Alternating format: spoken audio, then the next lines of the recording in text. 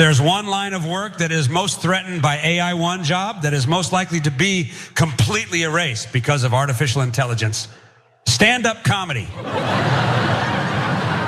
I know what all the stand-up comics across the globe are saying right now. I'm an artist and my art form is too creative, too nuanced, too subtle to be replicated by a machine. No computer program can tell a fart joke as good as me.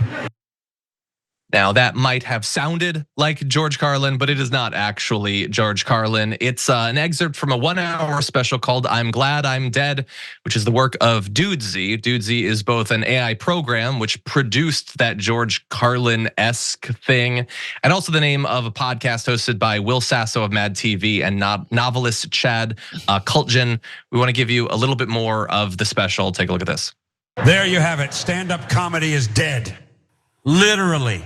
I might be the first stand-up comic to be brought back from the dead by AI, but I certainly won't be the last. Richard Pryor, Joan Rivers, Bill Hicks, Robin Williams, Dick Gregory, Andy Kaufman, Moms Mabley, Sam Kinison, everybody's coming back. And we're all gonna have our own 24-hour-a-day, 7-day-a-week, 365-day-a-year streams commenting on everything that's happening in the world as it happens. AI resurrected stand-up comedians are gonna be the news anchors of the next decade, which, now that I think of it, means news anchors are probably out of a job too. I wanted to leave that section in so that I'm not the only person or the panel who's not terrified of the future. I'm gonna go directly to you, Francesca. What do you think about this special and about the potential of AI to replace human comedians? Yeah, it's just like George Carlin, except it doesn't sound really anything like him, and it's painfully unfunny and says something completely counter to what George Carlin would actually say. Oh, I'm relishing in the fact that I'm going to displace a bunch of comedians and news anchors because it's all gonna be dead comics. Of course, George Carlin would not be on the side of the robots should he be alive today. I think this thing is incredibly sick and super twisted, and guess what? And this is news for Trey, myself, and other comics out there, anyone wants to do this. AI can't do jokes. They just can't, actually. Like, first of all, number one, AI is all what we feed it. And number two, I've spoken with a Google AI developer, and he was like, you know what the one thing we haven't cracked is? Jokes. We can't teach these bots to have senses of humor. Yes, because they're robots. Oh my God. But then again, Trey, probably better than some comics we've seen, you know? Trey, I'm gonna go to you in just one sec. What you just laid out is why AI couldn't be a good comedian. You have not yet proven a case for why it couldn't be a right-wing comedian. Yes. I think you can probably handle Greg most of Gutfeld. that. Look out. Trey, what do you think?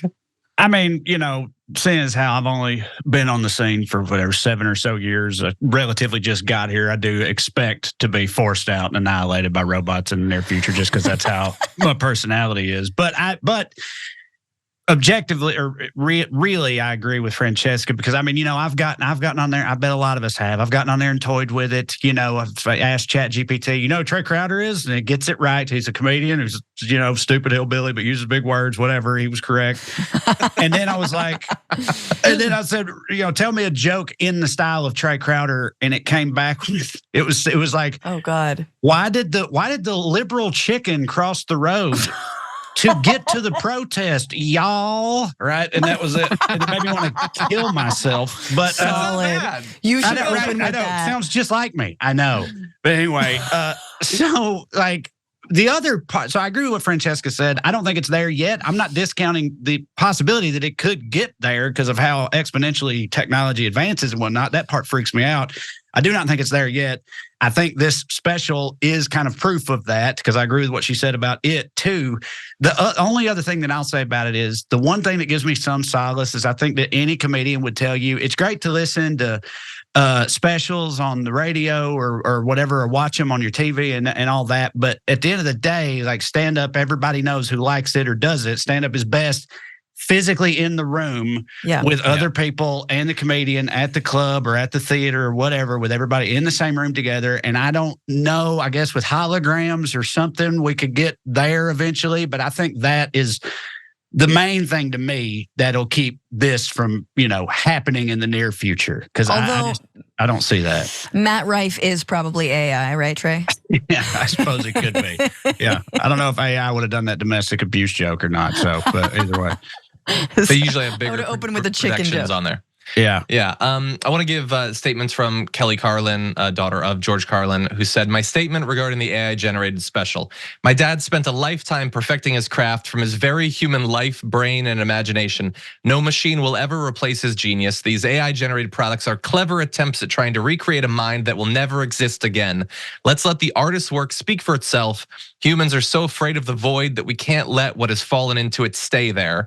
She clarified that there was no permission granted by the Carlin family for this to be done, and then concludes with, "Here's an idea. How about we get some actual living human comedians to listen to? But if you want to listen to the genuine George Carlin, he has 14 specials that you can find anywhere." She went on to tag Zelda Williams and Melissa Rivers, daughters of Robin Williams and Joan Rivers, and said, "We should talk. They're coming for you next," which they 100% are. I don't even mean dudesy or whatever, but yeah, like they're coming for every area.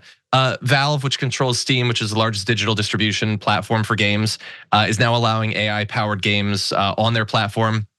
There's a very popular hit video game that uses AI-generated voices. SAG-AFTRA is penning a deal with a voice generation studio that uses AI. Journalist Jeff Jarvis testified before the US Senate about the need to protect the rights of AI journalists.